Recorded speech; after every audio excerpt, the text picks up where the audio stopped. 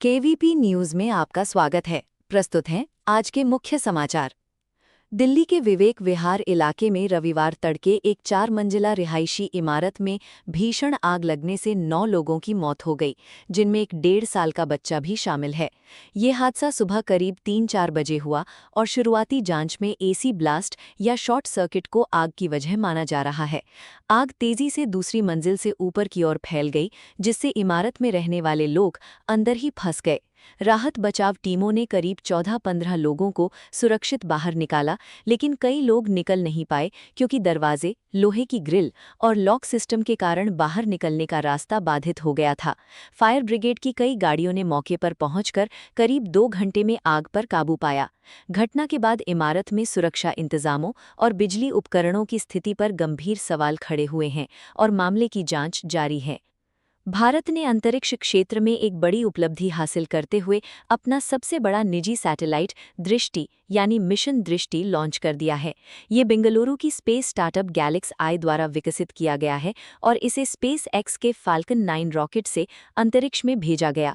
ये सैटेलाइट खास इसलिए है क्योंकि ये दुनिया का पहला ऑप्टोसार यानी ऑप्टिकल प्लस राडार सैटेलाइट है। इसमें 2 तकनीकों इलेक्ट्रो ऑप्टिकल कैमरा और सिंथेटिक अपर्चर सार तकनीक को एक साथ जोड़ा गया है। ऑप्टिकल सिस्टम साफ मौसम में हाई क्वालिटी तस्वीरें देता है, जबकि सार तकनीक बादलों, धुंध और रात में भी तस्वीरें लेने में सक्षम है। करीब 190 किलोग्राम वजनी ये भारत का अब तक का सबसे बड़ा निजी उपग्रह है और इससे पृथ्वी की 24/7 हर मौसम में निगरानी संभव होगी। इस सैटेलाइट का उपयोग रक्षा निगरानी, आपदा प्रबंधन, कृषि, समुद्री गतिविधियों और इंफ्रास्ट्रक्चर प्लानिंग जैसे क्षेत्रों में किया जाएगा। विशेषज्ञों के मुताबिक ये भारत की निगरानी क्षमता को काफी मजबूत करेगा और इसे एक गेम चेंजर माना जा रहा है। दिल्ली में लोअर कोर्ट के जज की आत्महत्या की खबर ने सभी को झकझोर दिया है। उपलब्ध जानकारी के अनुसार जज अमन कुमार शर्मा, लगभग 30 वर्ष का शव दक्षिण दिल्ली के सफदरजंग ग्रीन पार्क स्थित उनके घर में मिला। शुरुआती जांच में ये मामला फांसी लगाकर आत्महत्या का माना जा रहा है और पुलिस ने जांच शुरू कर दी है। रिपोर्ट्स के मुताबिक घटना से पहले जज काफी मानसिक तनाव में थे। परिवार का आरोप है कि वो घरेलू विवाद और मानसिक दबाव से गुजर रहे थे। कुछ खबरों में ये भी सामने आया कि उन्होंने अपने पिता या करीबियों से कहा था कि अब जीना मुश्किल हो गया है। पुलिस को सूचना मिलने के बाद टीम मौके पर पहुंची और शव को पोस्टमार्टम के लिए भेजा गया। फिलहाल घरेलू कलह, मानसिक तनाव और अन्य संभावित कारणों को ध्यान में रखते हुए हर एंगल से जांच की जा रही है। दिल्ली की आईएएस अकेडमी की डायरेक्टर को एक शातिर साजिश के तहत भोपाल बुलाया गया, जहां उन्हें कोचिंग सेंटर खोलने के बहाने फंसाया गया। वहां पहुंचते ही आरोपियों ने उन्हें एक किराए के फ्लैट में पिस्टल की नोक पर बंधक बना लिया और करीब 1.9 से 2 करोड़ रुपए अलग अलग खातों में ट्रांसफर करवा लिए। इस वारदात का मास्टरमाइंड उनका ही पूर्व छात्र निकला, जिसने पहले उसी कोचिंग में पढ़ाई की थी। घटना को अंजाम देने के लिए कई साथियों को शामिल किया गया और आवाज दबाने के लिए पहले से योजना बनाई गई। पुलिस ने कार्रवाई करते हुए मुख्य आरोपी सहित कई लोगों को गिरफ्तार कर लिया है, जबकि कुछ अभी फरार हैं और उनसे वसूली गई रकम बरामद करने की कोशिश जारी है। आंध्र प्रदेश में देश की पहली स्पेस सिटी बनाने की तैयारी तेजी से चल रही है और खबर के मुताबिक इसका काम इसी महीने शुरू हो सकता है। ये प्रोजेक्ट भारत के अंतरिक्ष क्षेत्र को नया बड़ा केंद्र देने वाला माना जा रहा है। इस स्पेस सिटी को श्रीहरिकोटा, जहां भारत का प्रमुख रॉकेट लॉन्च सेंटर है, के पास विकसित करने की योजना है, ताकि लॉन्चिंग, रिसर्च और मैन्युफैक्चरिंग एक ही जगह पर हो सके। यहाँ निजी कंपनियों को भी मौका मिलेगा, जिससे भारत में स्पेस सेक्टर में निवेश और टेक्नोलॉजी तेजी से बढ़ेगी।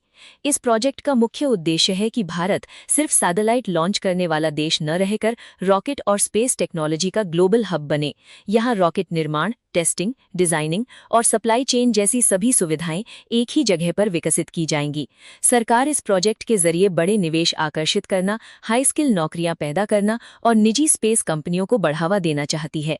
इससे भारत की स्पेस अर्थव्यवस्था को भी बड़ा फायदा मिलने की उम्मीद है। कुल मिलाकर ये स्पेस सिटी भारत को अमेरिका और अन्य विकसित देशों की तरह एक मजबूत स्पेस इंडस्ट्री हब बनाने की दिशा में बड़ा कदम मानी जा रही है। नासिक की सेशन कोर्ट ने टीसीएस से जुड़े चर्चित मामले में आरोपी निदा खान को राहत देने से इनकार करते हुए उनकी अग्रिम जमानत याचिका खारिज कर दी।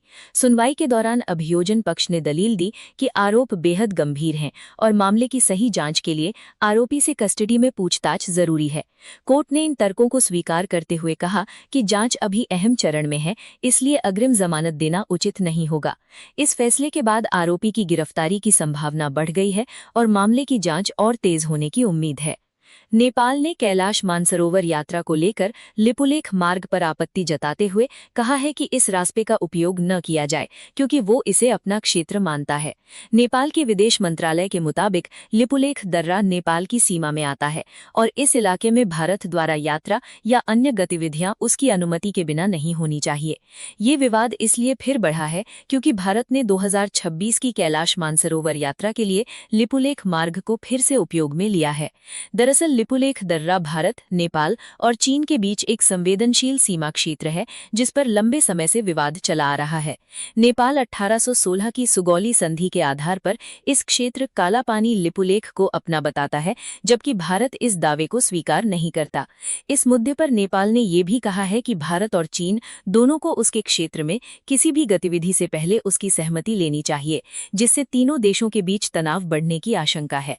ईरान ने अमेरिका को कड़ी चेतावनी देते हुए कहा है कि अगर टकराव बढ़ता है तो हार्मुज जलडमरू मध्य अमेरिकी सेना के लिए कब्रिस्तान बन सकता है। ये बयान ऐसे समय आया है जब दोनों देशों के बीच सैन्य तनाव और समुद्री टकराव लगातार बढ़ रहा है। दरअसल ये इलाका दुनिया के सबसे महत्वपूर्ण समुद्री मार्गों में से एक है, जहां से वैश्विक तेल सप्लाई का बड़ा हिस्सा गुजरता है। 2026 के संघर्ष के दौरान अमेरिका ने ईरान पर नौसैनिक नाकेबंदी लगाई, जिसके जवाब में ईरान ने इस क्षेत्र पर नियंत्रण मजबूत करने और जहाजों की आवाजाही सीमित करने की कोशिश की। ईरान के सैन्य और राजनैतिक नेताओं का कहना है कि अगर अमेरिका ने दबाव जारी रखा तो उसके युद्धपोतों और सैनिकों को गंभीर नुकसान उठाना पड़ सकता है। इसी संदर्भ में कब्रिस्तान जैसी कड़ी भाषा का इस्तेमाल किया गया है, जो आमतौर पर मनोवैज्ञानिक दबाव और ताकत दिखाने के लिए होती है। वहीं हालिया घटनाओं में जहाजों पर हमले, ट्रैफिक में भारी कमी और तेल की कीमतों में उछाल जैसे संकेत बताते हैं कि हालात अभी भी काफी तनावपूर्ण हैं और स्थिति कभी भी बिगड़ सकती है। टीवी एक्ट्रेस एना जयसिंघानी इन दिनों चर्चा में है क्योंकि उन्होंने एक्टिंग करियर छोड़कर आध्यात्मिक जीवन अपना लिया है। क्राइम पेट्रोल जैसे शोज में काम कर चुकी एना अब भगवान कृष्ण की भक्ति में लीन है और वृंदावन में रह रही हैं। बताया जाता है कि उनका झुकाव धीरे धीरे आध्यात्म की ओर बढ़ा और प्रेमानंद महाराज के सपने में आने के बाद उन्होंने ये बड़ा फैसला लिया। अब उन्होंने अपना नाम बदलकर एना परी हरिवंशी रख लिया है और पूरी तरह भक्ति और साधना में जीवन बिता रही हैं। मराठी फिल्म राजा शिवाजी ने बॉक्स ऑफिस पर जबरदस्त शुरुआत करते हुए सिर्फ 2 दिनों में करीब 21 से 22 करोड़ रुपए कमा लिए हैं। पहले दिन फिल्म ने लगभग 11.35 और दूसरे दिन करीब 10.5 करोड़ की कमाई की, जिससे इसका कुल कलेक्शन लगभग 21.9 करोड़ पहुंच गया। वहीं भूत बंगला अब भी मजबूत बनी हुई है और इसने वर्ल्ड वाइड 200 करोड़ रुपए का आंकड़ा पार कर लिया है। हालांकि नई फिल्मों की रिलीज से इसकी रफ्तार थोड़ी प्रभावित हुई है। दूसरी तरफ धुरंधर 2 लंबे समय से बॉक्स ऑफिस पर टिके रहने के बावजूद अभी भी कमाई कर रही है और बड़ी फिल्मों में अपनी जगह बनाए हुए है। लेकिन आमिर खान के बेटे जुनैद खान की फिल्म एक दिन का प्रदर्शन कमजोर रहा। इस फिल्म ने 2 दिनों में सिर्फ करीब 2 से 3 करोड़ रुपए ही कमाए, जिससे ये बाकी फिल्मों से काफी पीछे रह गई। पश्चिम बंगाल विधानसभा चुनाव 2026 में बीजेपी और टीएमसी के बीच बेहद कड़ी टक्कर देखने को मिल रही है। शुरुआती रुझानों में कई सीटों पर मुकाबला कांटे का है और नतीजे लगातार बदलते दिख रहे हैं। भवानीपुर सीट पर मुख्यमंत्री ममता बनर्जी और भाजपा नेता शुवेंदु अधिकारी के बीच हाई प्रोफाइल मुकाबला चल रहा है। ये सीट ममता का गढ़ मानी जाती है, लेकिन शुरुआती रुझानों में दोनों के बीच करीबी अंतर बना हुआ है।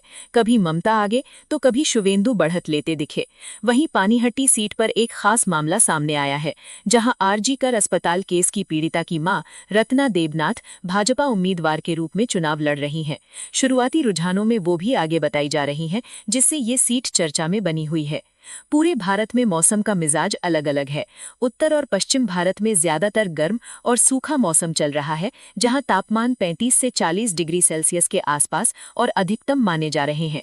जबकि उत्तराखंड, हिमाचल, जम्मू और कश्मीर और लद्दाख जैसे पहाड़ी इलाकों में दिन के समय गर्मी हल्की है और रातें अपेक्षाकृत ठंडी हैं।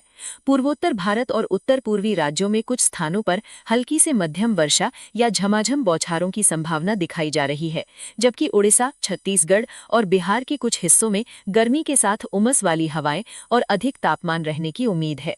दक्षिण भारत के अधिकांश हिस्से, तमिलनाडु, केरल, कर्नाटक, आंध्र प्रदेश और तेलंगाना में दिन के दौरान तेज धूप और गर्मी प्रभावी रही है। हालांकि अलग अलग स्थानों पर बादल छाए और शाम या रात में छिटपुट बारिश की संभावना भी व्यक्त की गई है। मौसम विभाग IMD और अन्य मौसम सेवाओं के अनुसार अगले कुछ दिनों तक देश के कई हिस्सों में गर्मी और उमस बनी रहेगी, जबकि कुछ क्षेत्रों में प्री मानसून गतिविधियों के कारण हल्की से मध्यम वर्षा की संभावना भी रहेगी। इसलिए बाहरी गतिविधियों के लिए हल्के कपड़े और पर्याप्त पानी साथ रखना आवश्यक है। इसी के साथ KVP न्यूज से आज के समाचार समाप्त हुए। नमस्कार।